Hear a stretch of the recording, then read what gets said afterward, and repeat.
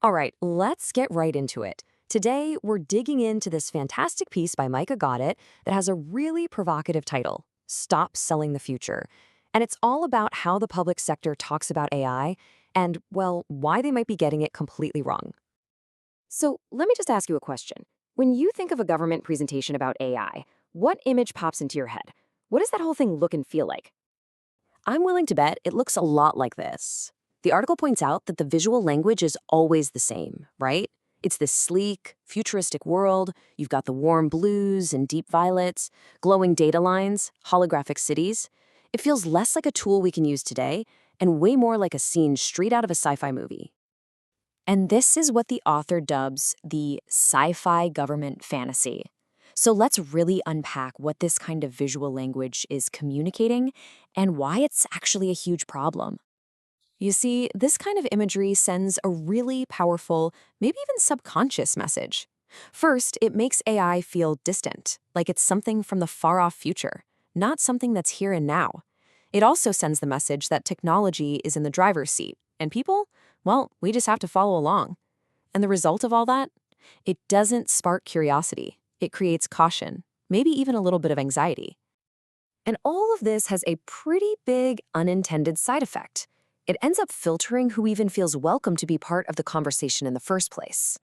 I mean, think about it. Who are we really talking to with these sci-fi visuals? It really only appeals to people who are already deep into tech, the futurists. And in doing so, it accidentally pushes almost everyone else away. You know, the people who just want a better, more efficient government and are looking for real, practical solutions, not some far-flung vision of the future. And this quote from the author, Micah Goddett, just hits the nail on the head. We've mastered the optics of innovation, but not the narrative of impact. We've gotten really, really good at making AI look impressive and new, but we have totally failed to tell the story of what it actually does for people. But hey, it's not all doom and gloom. The article actually points us toward a much, much better approach. It's time for a human-centered shift that puts people back in the picture. And you know, for the author, the big light bulb moment came from a pretty unexpected place. Not a tech conference, not a white paper, but a simple 30-second TV commercial for ChatGPT. It completely changed how he thought about this whole thing. So the ad was called Pull Up, and the story was incredibly simple. You have a man with a personal goal. He just wants to feel a bit stronger. So he asks for help, and ChatGPT gives him a workout plan. But here's the magic. The focus isn't on the tech. The focus is on the human desire.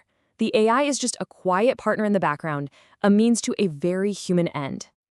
And this little ad leads us to the central metaphor of the entire article, which is honestly a fantastic way to think about AI's role in all of this. It's the scaffolding, not the actual structure. This idea is so powerful. The technology is just the scaffolding, that temporary support system you use to build something great. It's not the final building. So the goal isn't to get good at using AI for its own sake. The real goal, the end game, is to use AI so well that people in our communities actually feel a positive difference in their day-to-day lives. Okay, so that's the big idea. But how do we actually do it? Well, this last section gives us some really practical advice for rebuilding the AI narrative from the ground up. Here is a brilliant, super simply test you can use anytime you're communicating about AI. The author says to ask yourself this. If your AI slide could double as a data center ad, it's wrong. It's such a great gut check, isn't it? It immediately tells you if your focus is on the hardware instead of the humans. So the new narrative is really about 3 key shifts. First, replace all that glowing circuitry with pictures of actual people.